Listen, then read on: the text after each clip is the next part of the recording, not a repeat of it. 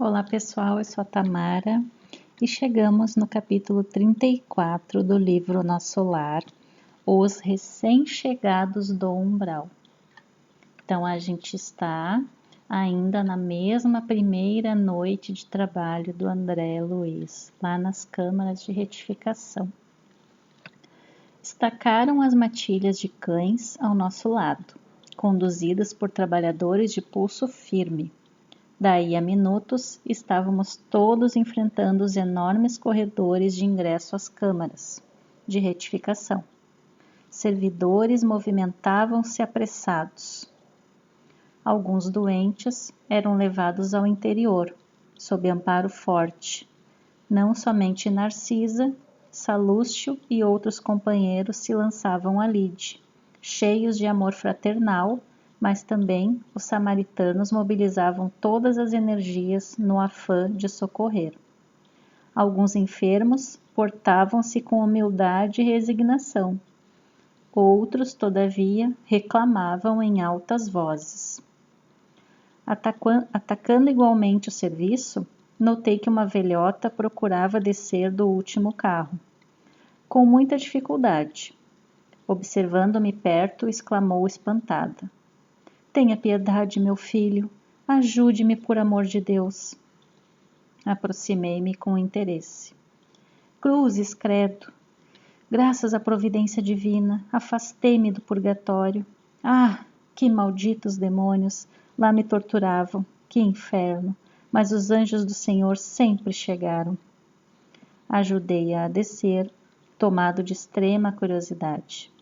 Pela primeira vez ouvia referências ao inferno e ao purgatório, partidas de uma boca que me parecia calma e ajuizada.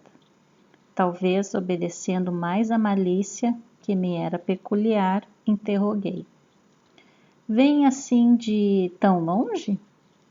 Falando desse modo, afetei ares de profundo interesse fraternal, como costumava fazer na terra, olvidando por completo, naquele instante, as sábias recomendações da mãe de Lísias.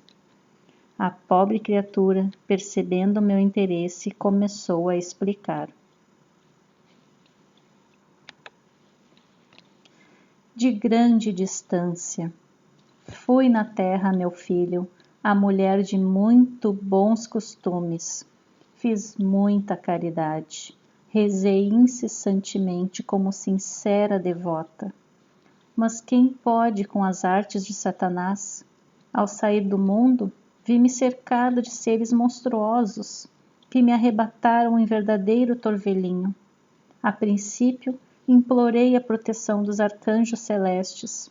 Os espíritos diabólicos, entretanto, conservaram-me enclausurada, mas eu não perdi a esperança de ser libertada, de um momento para o outro, porque deixei uns dinheiros para a celebração de missas mensais por meu descanso. Atendendo ao impulso vicioso de perseguir assuntos que nada tinham que ver comigo, insisti. Como são interessantes as suas observações, mas não procurou saber as razões de sua demora naquelas paragens? Absolutamente não. Como lhe disse, enquanto estive na terra, fiz o possível por ser uma boa religiosa. Sabe o Senhor que ninguém está livre de pecar. Meus escravos provocavam rixas e contendas, e embora a fortuna me proporcionasse vida calma, de quando em quando era necessário aplicar disciplinas. Os leitores eram excessivamente escrupulosos, e eu não podia hesitar nas ordens de cada dia. Não raro, algum negro morria no tronco, para escarmento geral. Outras vezes, era obrigada a vender as mães cativas, separando-as dos filhinhos, por questões de harmonia doméstica.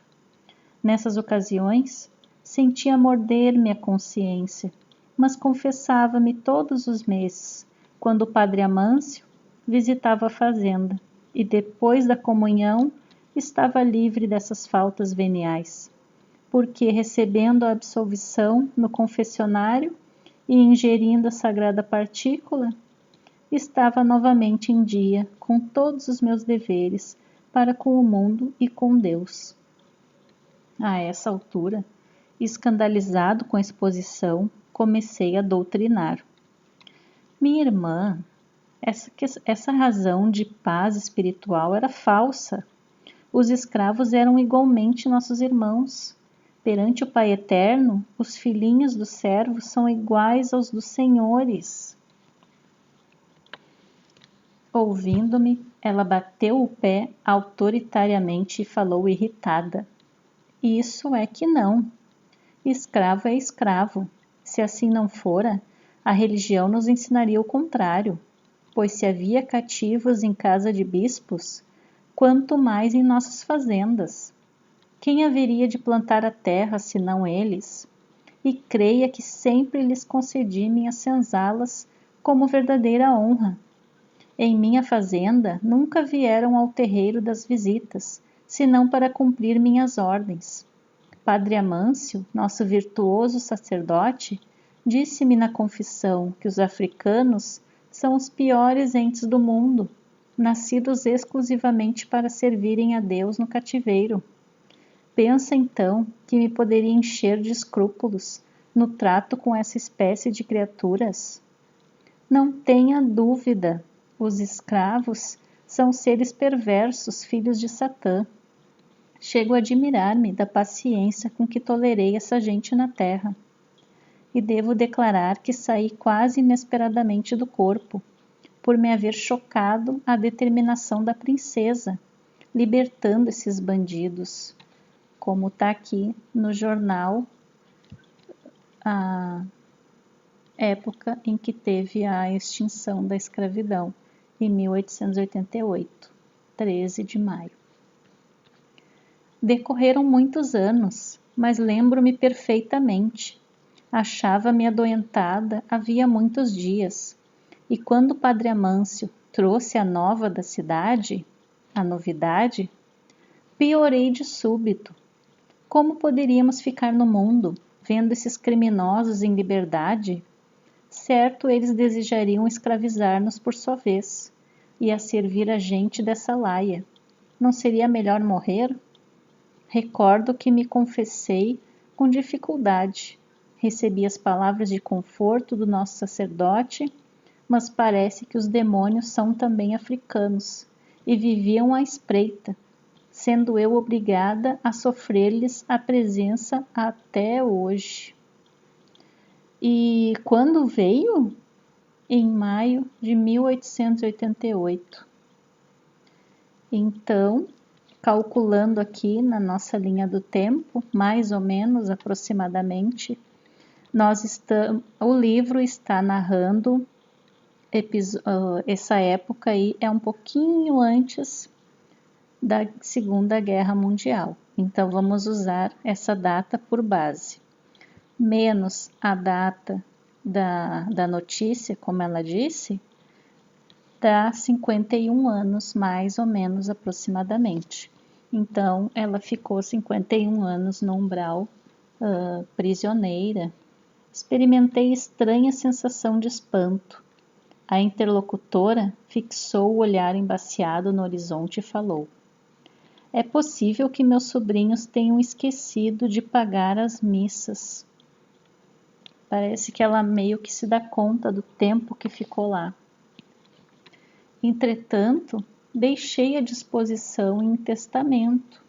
Ela deixou em testamento que aquele dinheiro era para ser pago mensalmente para as missas dela. Ia responder, convocando-lhe os raciocínios à zona superior, fornecendo-lhe ideias novas de fraternidade, fé, mas Narcisa aproximou-se e disse-me bondosa: André, meu amigo, você esqueceu que estamos providenciando alívio a doentes e perturbados? Que proveito lhe advém de semelhantes informações? Os dementes falam de maneira incessante, e quem os ouve, gastando interesse espiritual, pode não estar menos louco. Aquelas palavras foram ditas com tanta bondade que corei de vergonha, sem coragem de a elas responder. Não se impressione, atendamos aos irmãos perturbados. Mas a senhora é de opinião que estou nesse número? Perguntou a velhota, melindrada. Narcisa, porém, demonstrando suas excelentes qualidades de psicóloga, tomou expressão de fraternidade carinhosa e exclamou: Não, minha amiga, não digo isso. Creio, porém, que deve estar muito cansada. Seu esforço purgatorial foi muito longo. Justamente, justamente. Não imagina o que tenho sofrido, torturada pelos demônios. E acho que aqui ela ia continuar a história de novo. A pobre criatura ia continuar repetindo a mesma história, mas Narcisa, ensinando-me como proceder em tais circunstâncias, atalhou. Não comente o mal, já sei tudo o que lhe ocorreu de amargo e doloroso. Descanse, pensando que vou atendê-la. E no mesmo instante dirigiu-se a um dos auxiliares sem afetação. Você, Zenóbio, vá ao departamento feminino e chame Nemésia, em meu nome, para que conduza mais uma irmã aos leitos de tratamento. E aqui termina o nosso capítulo. Um capítulo interessante e reflexivo. Um beijo a todos, fiquem com Deus.